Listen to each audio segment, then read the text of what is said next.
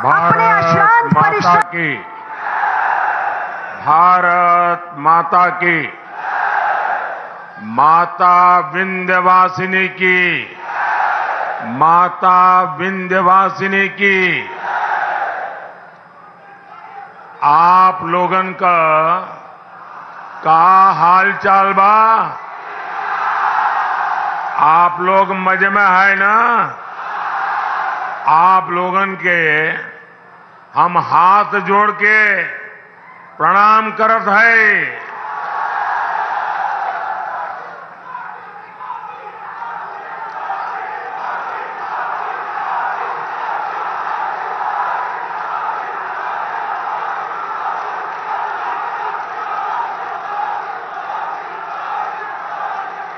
जय श्री राम। मां विंध्यवासिनी, माता बड़ी शीतला, मां अष्टभुजा और काली खो माता की पुण्य भूमि को मेरा शत शत प्रणाम।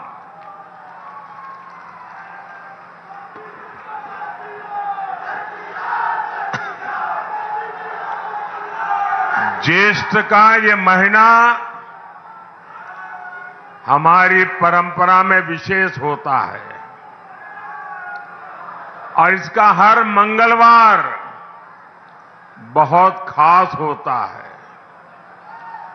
कोई बड़ा मंगल कहता है, कोई बुढ़वा मंगल कहता है। इस बार ये बुढ़वा मंगल और भी विशेष है, क्योंकि 500 साल बाद ये पहला बड़ा मंगल होने वाला है जब बजरंगबली के प्रभु राम अयोध्या में अपने भव्य मंदिर में विराजे होंगे।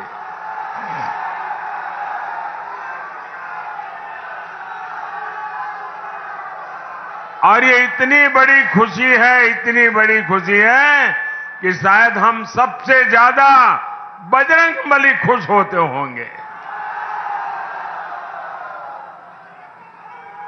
भाई बहन, जरा मेरे एक सवाल का जवाब देंगे आप? मेरे एक सवाल का जवाब देंगे आप लोग? आपकी आवाज नहीं आ रही है। मेरे एक सवाल का जवाब देंगे? 500 साल बाद अयोध्या में भव्य राम मंदिर, बजरंगबली की खुशी, ये मंगल अवसर किसके कारण आया? किसके कारण आया? किसके कारण आया? किसके कारण आया?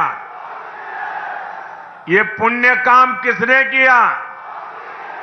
ये पुण्य काम किसने किया? आपका जवाब गलत है। आपको भी पता नहीं है कि इतना बड़ा पुण्य काम आपके एक वोट ने किया है। ये आपके वोट की ताकत है कि आज राम मंदिर भी बना है और जैसा योगी जी ने कहा, यहां मां विंध्यवासिनी का भव्य नव्य कॉरिडोर भी बन रहा है। और संयोग देखिए,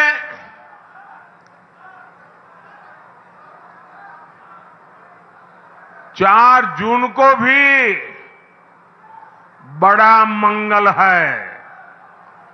ये जो कुछ नौजवान चित्र लेकर के आए हैं, वो हमारे साथी कलेक्ट कर लेंगे। आपका प्यार मुझ तक पहुंच जाएगा। उधर भी 2 लोग हैं, जरा ले लीजिए भाई।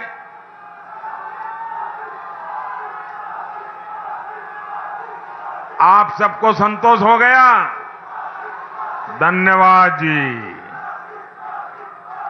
साथियों,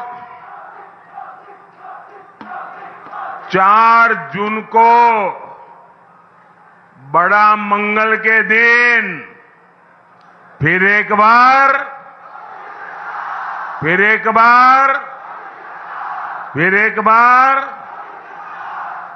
6 चरणों में देश ने तीसरी बार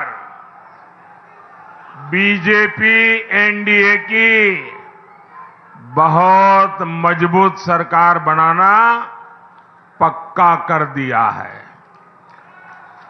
भाइयों और बहनों, भारत ने तीसरी बार मोदी सरकार बनाने का मन क्यों बनाया?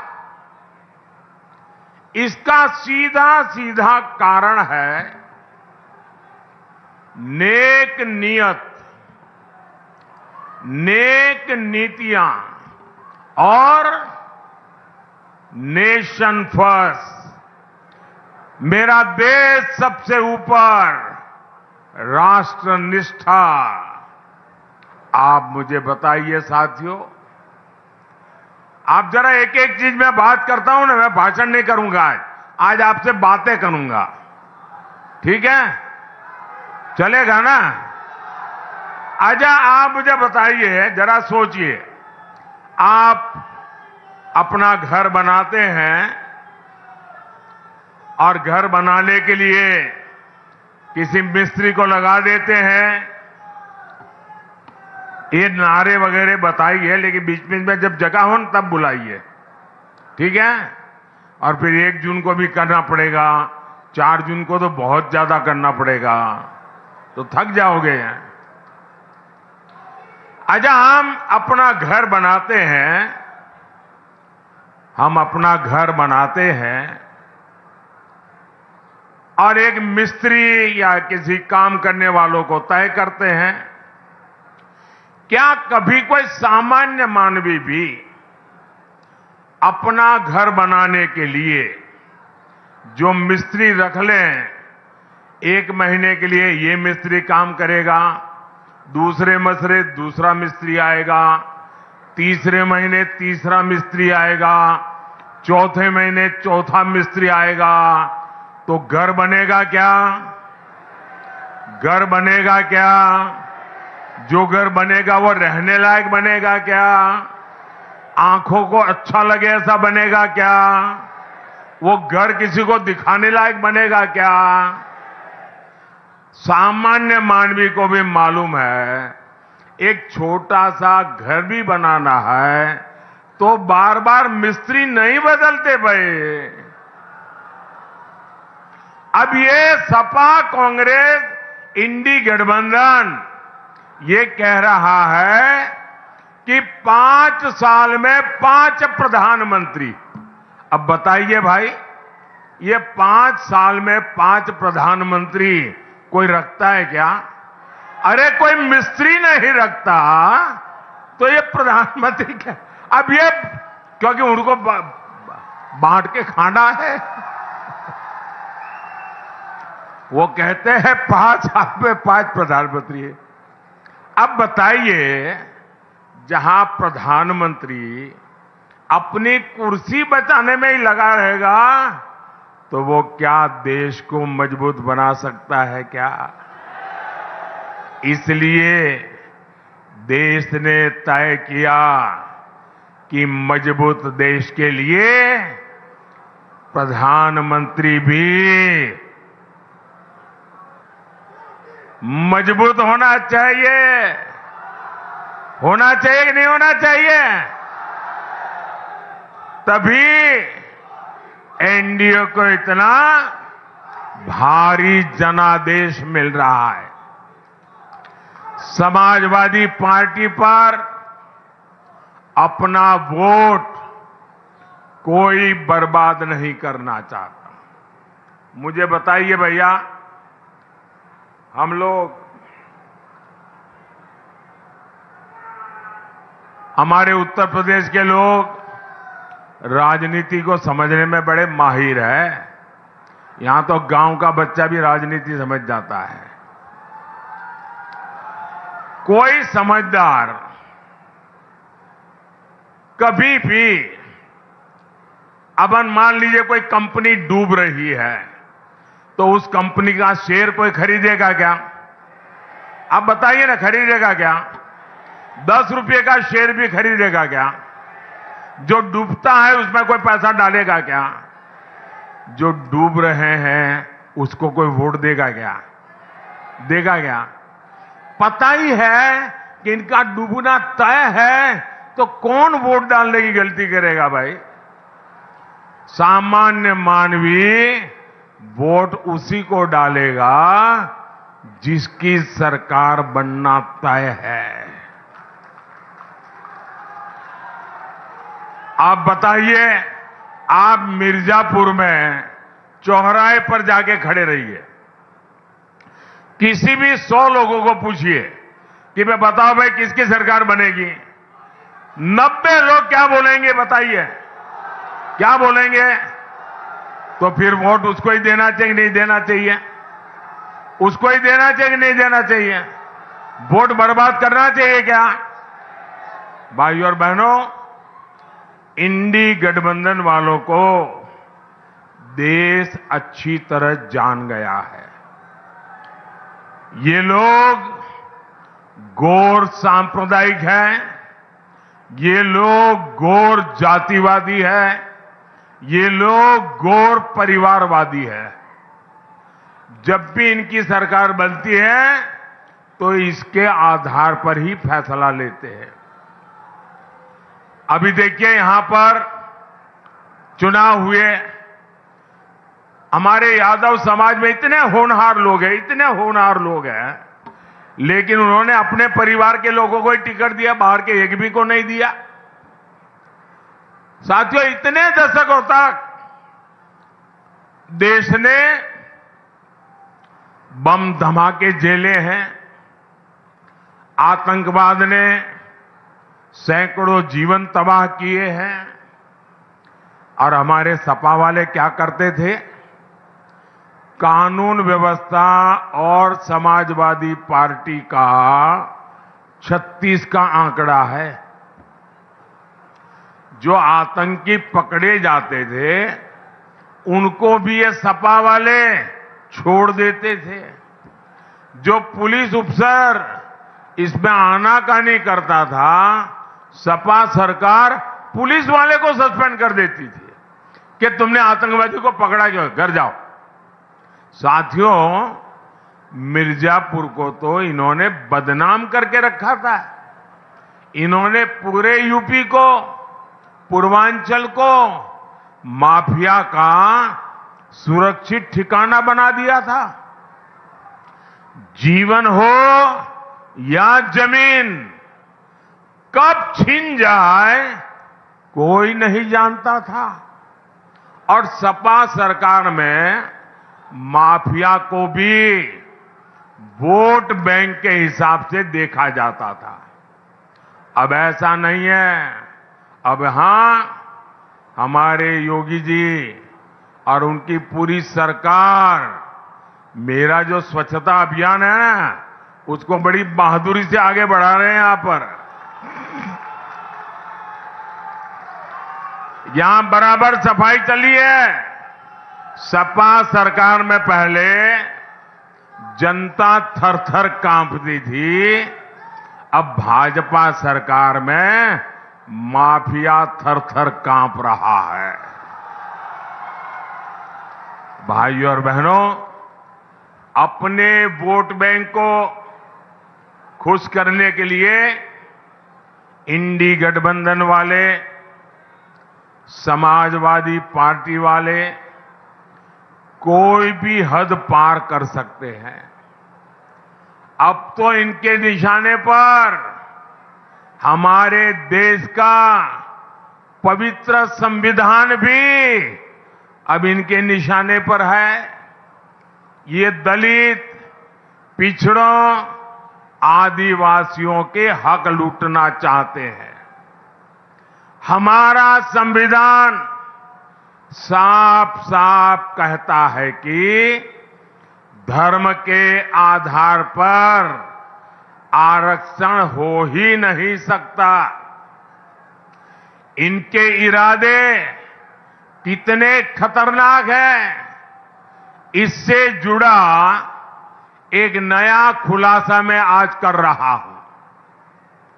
2012 में उत्तर प्रदेश विधानसभा चुनाव के समय जनवरी महीने में सपा ने अपना घोषणा पत्र जारी किया था।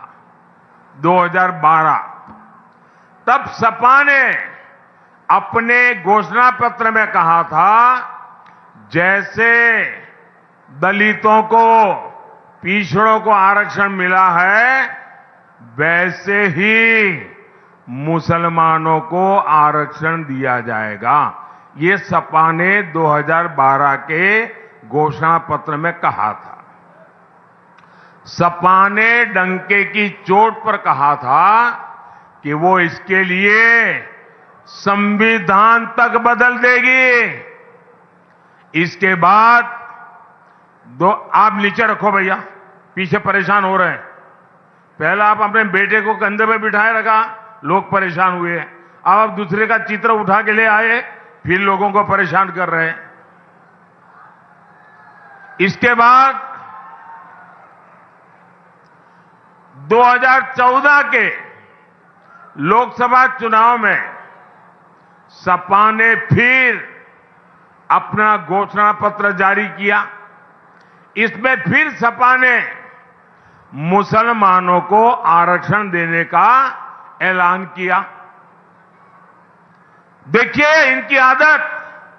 और इतना ही नहीं, सपा ने घोषणा की थी कि पुलिस और पीएससी में भी 15% आरक्षण मुसलमानों को दिया जाएगा। आप कल्पना कर सकते हैं, ये लोग अपने वोट बैंक को खुश करने के लिए किस तरह एससी, एसटी, ओबीसी का हक छीनने पर तुले हुए थे। भाइयों बहनों, मैं भी आप में से कईयों की तरह अति पिछड़े समाज से निकल करके यहां पहुंचा हूं। मुझे उनकी पीड़ा मालूम है। पिछड़ों ने कैसी जिंदगी जी है वो मुझे मालूम है। उसको भी ये लूटना चाहते हैं। सरकार में आने के बाद इन्होंने अपनी मनमानी भी की, लेकिन मामला तब से सुप्रीम कोर्ट में फंसा हुआ है। बावजूद इसके ये पिछले दरवाजे से ओबीसी का हक, अति पिछड़ों का हक मुसलमान को देते रहे हैं। लेकिन बार बार कभी हाई कोर्ट, कभी सुप्रीम कोर्ट इसको रोक लगाती है, गंभीर सवाल पूछती है, मामले लटके रहते हैं। अब इसलिए इन्होंने क्या सोचा है कि अब इंडी वालों ने तय किया है कि मुसलमानों को आरक्षण देने के लिए एससी, एसटी, ओबीसी, अति पिछड़ों का आरक्षण छीनने के लिए अब वो आखिरी उपाय खोज लिया है। और वो आखिरी उपाय है उनका संविधान में बदल लाना, संविधान में लिख देना। वो कहते हैं कि संविधान में लिखेंगे मुसलमानों को आरक्षण दिया जाएगा। और इसलिए ये लोग संविधान बदलना चाहते हैं। ये कोर्ट कचहरी के झंझट को एक बार में ही खत्म करना चाहते हैं। मैं आपसे पूछना चाहता हूं मेरे भाई बहन, क्या आप ये होने देंगे? क्या आपका हक जाने देंगे? क्या वोट बैंक के आधार पर हक छीना जाएगा? क्या बाबा साहब आंबेडकर की पीठ पे छुरा भोंकने देंगे? क्या संविधान का अपमान होने देंगे? क्या संविधान की हत्या करने देंगे? साथियों, सपा कांग्रेस के लोग वोट बैंक को समर्पित है। वहीं मोदी गरीब, दलित, पिछड़ों के हितों के लिए समर्पित है। मोदी 5 साल तक मुफ्त अनाज दे रहा है। मोदी 5 लाख रुपए तक मुफ्त इलाज दे रहा है। अब तो मोदी की गारंटी है, जितने भी परिवार हैं, मोदी हर परिवार के बुजुर्ग को मुफ्त इलाज कराएगा।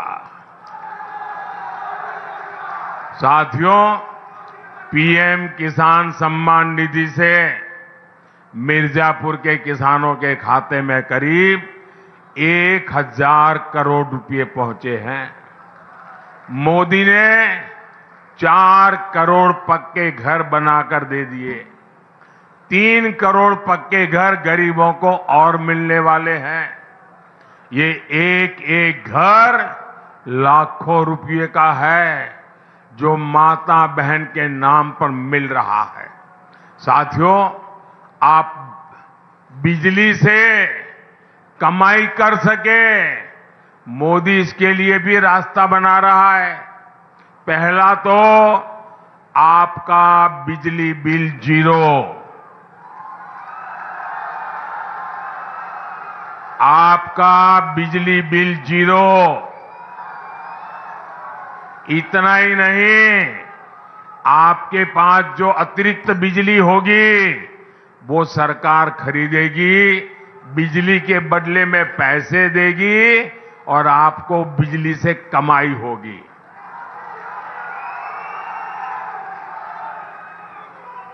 और इसलिए मोदी ने पीएम सूर्यघर मुफ्त बिजली की योजना शुरू की है। ये शुरू कर दिया है, वादा नहीं कर रहा हूं, गारंटी चालू हो गया काम। आप ऑनलाइन जाकर के रजिस्ट्री करवा दीजिए। और ये काम करने के लिए हमारी सरकार आपके घर के छत पर सोलर पैनल लगाने के लिए हर घर को 75,000 रुपये तक देगी। हर घर को सरकार के पैसों से सोलर पैनल लगेगा और उससे बिजली से आपको कमाई होगी। बताइए, आपको डबल मुनाफा है कि नहीं है? मुफ्त बिजली का लाभ है कि नहीं है? भाइयों और बहनों, ये क्षेत्र हमारे हस्तशिल्पियों का, कलाकारों का, विश्वकर्मा परिवारों का क्षेत्र है। यहां का पीतल उद्योग, कारपेट उद्योग, मिट्टी के बर्तनों का उद्योग हमारी ताकत रहा है। आपके उत्पाद देश ही नहीं, विश्व के बाजार में पहुंचे, ये काम करने में मोदी जुटा है। पहले हमने यहां एक जनपद एक उत्पाद योजना चलाई। अब मोदी पीएम विश्वकर्मा योजना लेकर आया है। इस योजना के तहत विश्वकर्मा साथियों को ट्रेनिंग सरकार दे रही है, आधुनिक औजारों के लिए पैसा दे रही है और बैंक से लाखों रुपयों की सीधी मदद भी पहुंचा रही है। और ये मोदी की गारंटी है, उसको पैसा मिले। इससे हर प्रकार के बर्तन, खिलौने बनाने वाले साथियों को लाभ होगा। कुछ साल पहले तक भारत विदेशों से खिलौने आयात करता था। मैंने देश के खिलौने उद्योग को प्रोत्साहन दिया, उनका हाथ पकड़ा। आज भारत के खिलौने पूरी दुनिया में पहुंच रहे हैं। इसलिए मिर्जापुर के खिलौना बनाने वाले साथियों के लिए भी अवसर ही अवसर है। भाइयों और बहनों, मिर्जापुर और रॉबर्ट्सगंज नारी सशक्तिकरण के मॉडल बनकर उभरे हैं। बहन अनुप्रिया तो मेरे मंत्रिमंडल की एक मजबूत साथी है और इस बार तो बहन रिंकी कौल ने भी इतिहास बनाया है। अगर मैं गलत नहीं हूं तो ये रॉबर्ट्सगंज से पहली महिला उम्मीदवार है। और देखिए मेरा नाता कैसा है। मैं बचपन में कप प्लेट धोते धोते बड़ा हुआ हूं, चाय पिलाते पिलाते बड़ा हुआ हूं। और आपने देखा होगा कि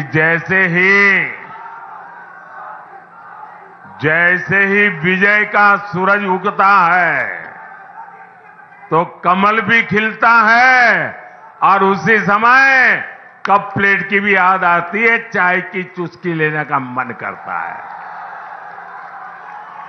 और मोदी और चाय का नाता भी इतना तगड़ा है, यानी मोदी है, कप प्लेट है, चाय की चुस्की है, कमल खिल रहा है।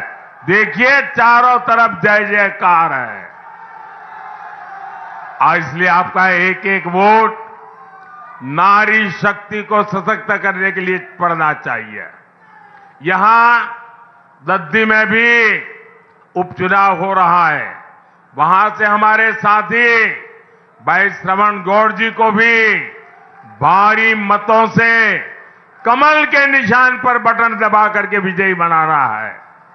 और आपको याद रखना होगा, जहां दो निशान है वहां दो अलग अलग निशान होंगे। एक जगह पे ऊपर कप प्लेट होगी, वहीं कमल भी होगा इनका। तो आपको ये ध्यान रख करके वोट करना है।